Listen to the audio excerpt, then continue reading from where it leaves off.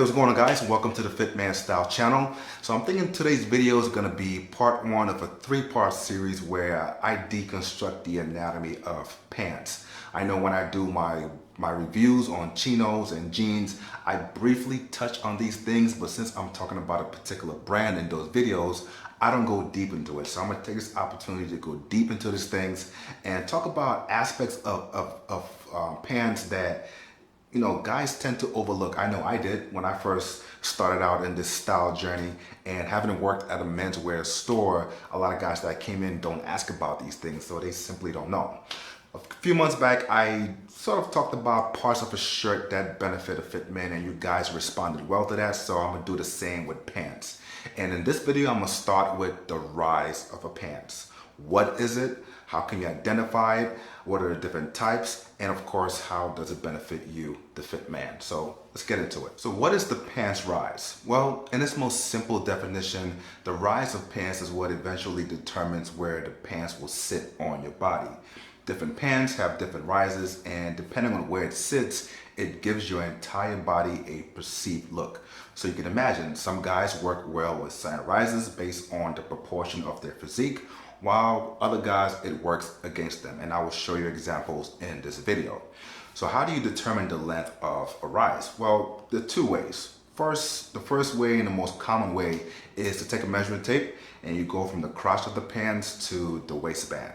That's the way that a lot of people tend to measure the rise, and that's cool. I do that. But the second way is what I've seen more with custom pants based on my experience with Luxire, which by the way, I currently have 3 pairs of Luxire pants and a 4th one on the way. So hint, hint, hint, I love Luxire.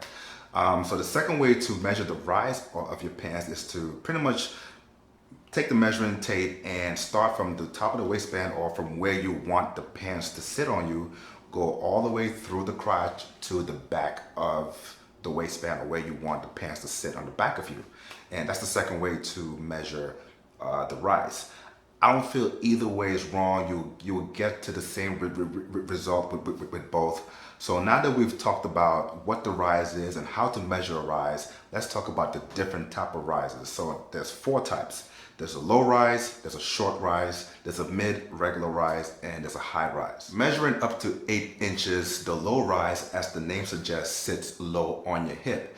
And by the way it sits on your hip, it elongates your torso, so you see more of your torso, and it shortens your leg. So if you're already a tall person, I wouldn't recommend a low rise pants for you. Even for me, I stand at 5'9", it would just look proportionally awkward. Typically, I don't see guys in my neck of the woods wearing low-rise pants, and even when I go to department stores like JCPenney or Macy's, they don't sell low-rise pants for men. And to be honest, the only people that I see wearing low-rise anything are women. You know, not all women, but some women, especially this time of the year, they want to show off a little bit of their assets, and the way it sits on the hip, you kind of give a tease of that part of your body. So unless you are that type of guy that want to give people a tease, then go for it.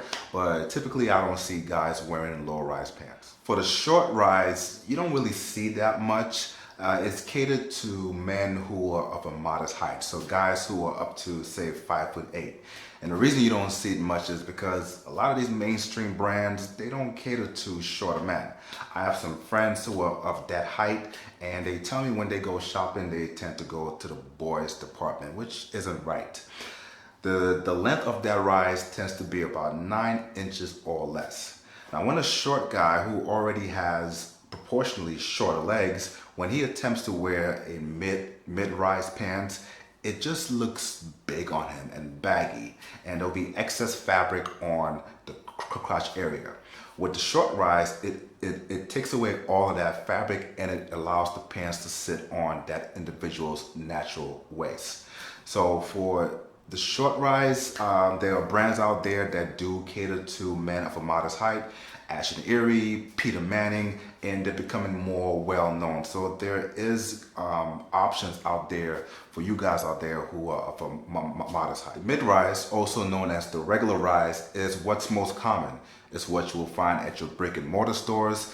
Online stores sell mid-rise pants. The measurement of the rise range between 9 to 11 inches long. And all of my jeans, my chinos have a mid-rise. And it's what is more proportionally right for my physique and for guys who are of my stature. So if you're 5'9", 5'10", 5'11", I would say go with mid-rise pants. They would sit, I would say, right below your natural waistline, right there where your legs and your torso meet. That's where it will sit. Now, typically, I reserve my mid-rise pants for my casual pants, so my chinos, my jeans, my shorts. But I have seen, slacks and suit pants in a mid-rise, and that to me is part of this whole fast fashion, modern fashion. I tend to stay away from slacks and suit pants that have a mid-rise. I'm more for a classical guy. I go with a different type of rise when it comes to my slacks and my suit pants.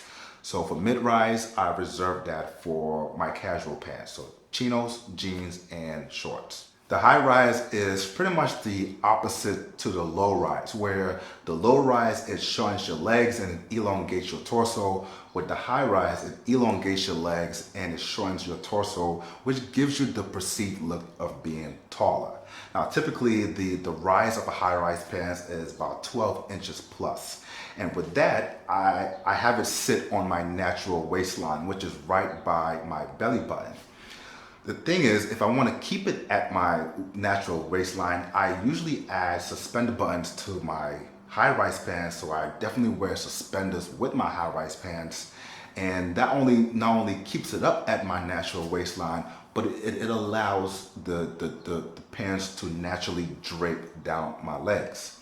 Typically, I have seen high-rise pants with pleats, but I do see a couple high-rise pants that are flat front, but I go more for the pleated ones because, of course, with the pleats, it gives you that added benefit of you being a fit man. It takes into consideration your big legs. So I used to be one of those people that was like, I'm not gonna wear high-rise pants. That is very old school. I fell for this fast fashion, trendy look of a mid to low rise, especially on my suits and my suit pants and my slacks.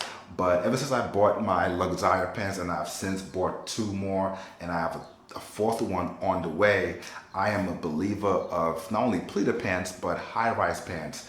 When it comes to your suit pants and your slacks, I reserve the high-rise for that. But for everything else, I just go for the mid to regular rise. So which type of rise is best for you? Well, to be honest, it's kind of hard to say without seeing you in person. I know I follow a couple rule of thumbs that may work for you. When it comes to my dress pants, be it suit pants, slacks, tuxedo pants, I go for a high rise. I already mentioned the benefits of those, but it's also elegant, it's classic. But think about it, when you wear those type of pants, what do you usually wear it with? Tuxedo jacket, a suit jacket, blazer, sport coat, or at the very least, a vest. You want to have, even with a vest, you want to have a nice streamlined look from the vest down to the pants, and it would just break that look and make it look awkward when a shirt is poking out between the vest and the pants. And definitely when you wear a jacket with those pants, you don't want to have that shirt poking out between the jacket and the pants, which you tend to see when you see guys wear a jacket with jeans, would tend to be a mid-rise. You will see a bit of the shirt showing. So for my dress pants, I go with a high rise. When it comes to my casual pants, my chinos, my jeans, I go with a mid-rise. And I keep that in mind when I'm shopping for those type of pants, because I know that they can come in a low rise, which sits a little bit too low on my hip, and a short rise, which would just be too tight. So all in all, use your eye test. Just have you ever looked at someone and something about their outfit just looks a little bit off? Well, there's a good chance something is off. So you may have to go through a trial and error period of seeing what rise best fits you. But I'm telling you, once you go through that, it will be well worth it. Keep in mind that the rise of pants will affect the inseam, how the pants fall down your legs. Me, with my 29 inseam, works perfect with a high rise. It just nicely falls down my leg and it hits the top of my shoe how I like it.